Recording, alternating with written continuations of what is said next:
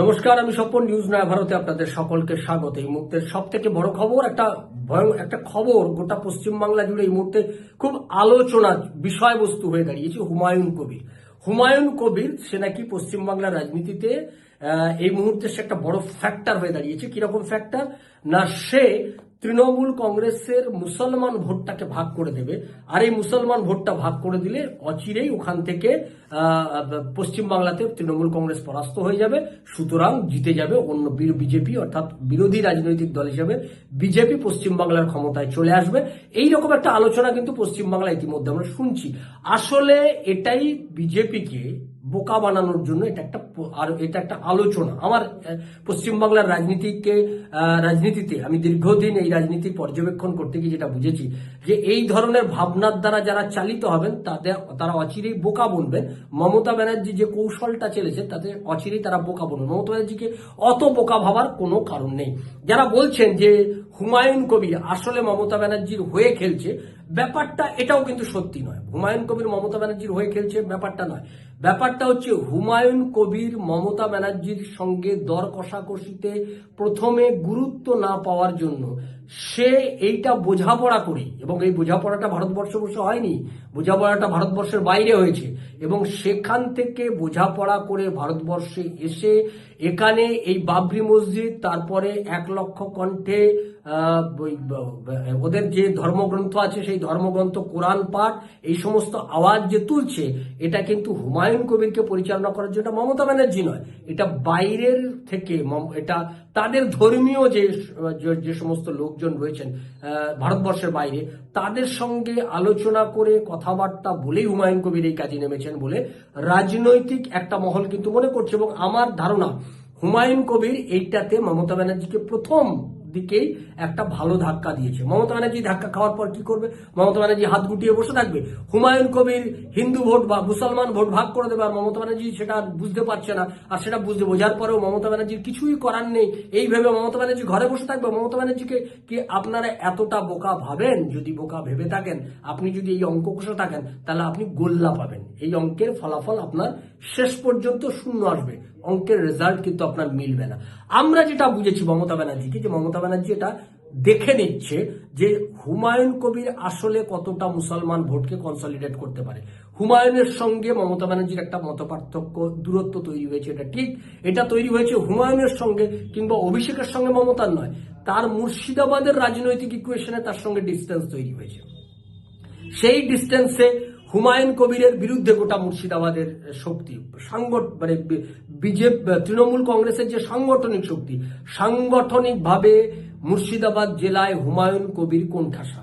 সেখানে সংখ্যাগরিষ্ঠ সাংগঠনিক হিন্দু এবং মুসলমান নেতা তারা হুমায়ুন কবিরের বিরুদ্ধে।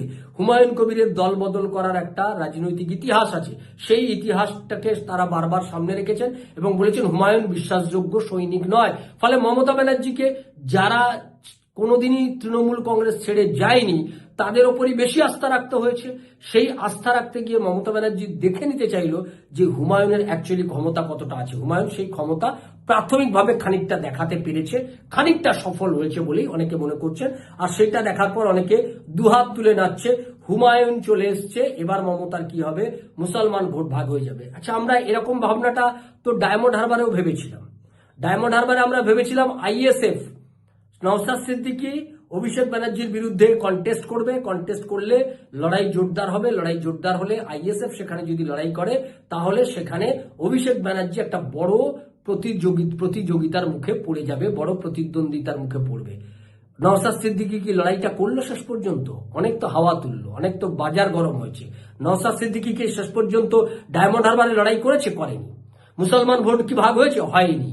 যেখানে নওশাদ সিদ্দিকী শক্তিশালী সেখানেই শুধু জিতবে, বাকি জায়গায় যেখানে নওশাদ সিদ্দিকী শক্তিশালী নয় সেখানে মুসলমানরা ভোট ভাগ করবে। এই যে একটা বোকামি, এই বোকামিটা যারা রয়েছেন, এই বোকামি নিয়ে যারা পশ্চিমবাংলার রাজনীতি করছেন বা রাজনৈতিক বিশেষজ্ঞের মতো কথা বলছেন, আমি বলবো তাদের এই বোকামি অচিরেই ভুল প্রমাণিত হবে। তার জন্য একটু অপেক্ষা করুন। মমতা ব্যানার্জি কি করবে আপনি নিশ্চিন্তে থাকুন।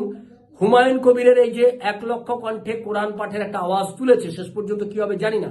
মিম যদিও হুমায়ুন কবিরের সঙ্গে এখনো পর্যন্ত তাদের কেন্দ্রীয় নেতৃত্ব তার সঙ্গে সহমত নয়, যদিও রাজ্য স্তরে মিম কিন্তু অনেক বেশি মুসলিম এলাকায় শক্তিশালী হয়েছে এবং মিম রাজ্য স্তরে হুমায়ুন কবিরের সঙ্গে একটা বোঝাপড়া করতে চাইছে।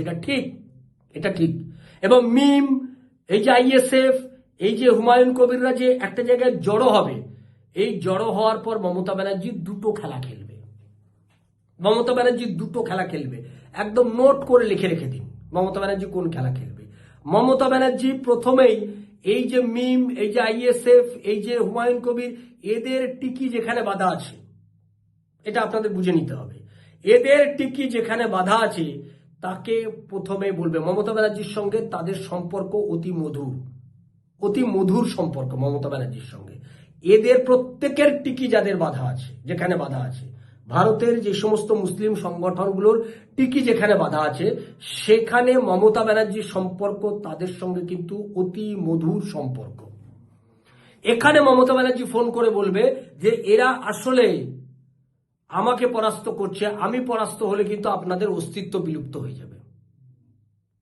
এটা প্রথম, এই ভয়, এই আতঙ্ক তাদেরকে এটা বোঝাবে। তারা এটা বোঝার পর এই কাজটা করবে মমতা ব্যানার্জি। তারা যখন এটা কনভিন্সড হবে, মমতা ব্যানার্জি হুমায়ুন কবিরকে ডেকে পাঠাবে। এবং আমি আপনাকে বলছি, হুমায়ুন কবিরকে ডেকে পাঠানোর পর হুমায়ুন কবির সুরসুর করে মমতা ব্যানার্জির কাছে পৌঁছে যাবে। হুমায়ুন কবির কিংবা মমতা ব্যানার্জি কিংবা অভিষেক ব্যানার্জি যখন হুমায়ুন কবিরকে ডেকে পাঠাবে, তখন সুরসুর করে এই পিসি এবং ভাইপো যেই ডেকে পাঠাক, তার ডাকে সাড়া দিয়ে হুমায়ুন কবির পৌঁছে যাবে। পৌঁছে যাওয়ার পর হুমায়ুন কবির বেরিয়ে 36 অল আউট করে বলবে আমাদের সব মিটে গেছে, আমাদের পরিবারের মধ্যে একটু সমস্যা ছিল, মিটে গেছে, ওসব হয়ে যাবে গা, আমরা এটা করে নেবো গা, তোমরা এটা সবাই মিলে, আমরা এবারে বিজেপির বিরুদ্ধে লাগবো গা, আমরা এবারে লড়াই করবো গা, এটা বলবে হুমায়ুন কবির। বেরিয়ে এটা বলবে ওখান থেকে বেরিয়ে। তারপরে ওর যা দাবি, সেই দাবি অনুযায়ী যে দুজনকে ওখানে করতে চায়, যে দুজনকে সরাতে চায়, হুমায়ুন কবির যে দুজনকে রিপ্লেস করতে চায়, মমতা ব্যানার্জি বলবে দেখো ওতে এত জড়ো করে ফেলেছে, অনেক কিছু ম্যানেজ করতে হয়েছে, এই হয়ে গেছে, এত মুসলমান লোকজন তোর পাশে গেছে, মুসলমান ভোট ভাগ হয়ে যাবে, তো তোমরা এটা মেনে নাও, এই দুজন আপাতত সরে যাক, ভোটের পর দেখা যাবে বলে ওই দুজনকে সরিয়ে হুমায়ুন কবিরকে ঠান্ডা করে, দুজন ব্লক প্রেসিডেন্ট সরিয়ে হুমায়ুন কবিরকে ঠান্ডা করে ওদেরকে ফেরত নিয়ে আসবে, বা হুমায়ুন কবিরকে আবার ফেরত নিয়ে আসবে। বিধানসভা নির্বাচনের আগেই এই ঘটনা ঘটে যাবে। সুতরাং যারা হুমায়ুনকে নিয়ে এত নাচানাচি করছেন, হুমায়ুনকে সামনে রেখে পরিবর্তনের স্বপ্ন দেখছেন, তারা অচিরেই আবার মুখ থুবড়ে পড়বেন, আবার পালিয়ে আসবেন। হুমায়ুন যেখানে যে ওই ঝাঁকের কই আবার ঝাঁকে মিশে যাবে। সুতরাং এটা নিয়ে এত মমতা ব্যানার্জিকে বোকা ভাবার কোনো কারণ নেই, এত উৎসাহিত হওয়ার কোনো কারণ নেই। হুমায়ুন কবিরও লড়বে না শেষ পর্যন্ত, আর ওই কি আপনার ওই রাধাও নাচবে না, আর ওই তেলও পুড়বে না। তো ফলে আপনার কোনো ভাবনা চিন্তার কোনো কারণ নেই। পশ্চিমবাংলায় তৃণমূল কংগ্রেসকে পরাস্ত করতে হলে হিন্দু সনাতনীদেরকে ঐক্যবদ্ধ করে হিন্দুদের ভোটেই ক্ষমতায় আসতে হবে বিজেপিকে। ওইখানে মুসলমানরা ভোট দিল কি দিল না, দ্যাট ইজ দ্য মেটেরিয়াল। ওখানে মুসলমান ভোট ভাগ হলো কি হলো না, ওটা খুব একটা গুরুত্বপূর্ণ নয়। ওটা ম্যাক্সিমাম 80-82টা 84টা সিটের মধ্যেই সীমাবদ্ধ।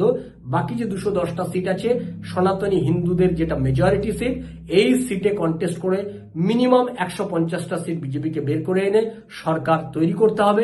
বিজেপিকে সেই কাজটা করতে হবে। এটা কিন্তু মাথায় রাখতে হবে যে পশ্চিমবাংলায় এই যে লড়াইটা বিজেপির লড়াই, বিজেপিকেই এই লড়াইটা লড়ে জিততে হবে। এখানে কারুর ওপর ভরসা করে লাভ নেই।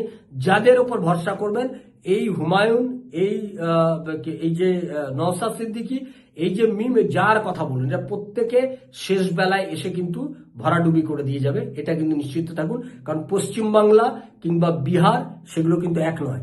বিহারে মিমের লড়াই আর পশ্চিমবাংলায় মিম লড়াই করতে আসবে, দুটো কিন্তু একরকম ভাবে দেখলে হবে না। অনেকে বলেন যে মিম তো বিহারে লড়াই করছে, আচ্ছা মিম তো অন্যান্য স্টেটে লড়াই করেছে, তো কোথায় ওদেরকে তো কেউ বারণ করেনি, সেখানে তো লড়াই করেছে, মুসলিম ভোট পেয়েছে, সেখানে তো কেউ বাধা দেয়নি। না, ওটা আলাদা, মমতা ব্যানার্জি আলাদা।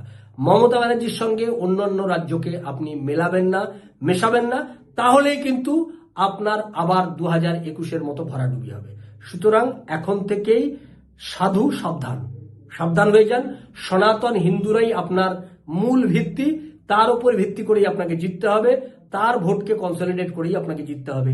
এর বাইরে অন্য কোনো পরিকল্পনাই আপনার খাটবে না, ফেল করবে, এটা কিন্তু নিশ্চিত থাকুন। ফলে এই বোকামি বিজেপি যদি করে 2026-এ 21-এর পুনরাবৃত্তি হতে পারে। আমরা এদিকে নজর রাখবো, আপনারা নজর রাখুন। নিউজ নয়া ভারতের দিকে, নিউজ নয়া ভারত আপনার কথা বলে। নমস্কার।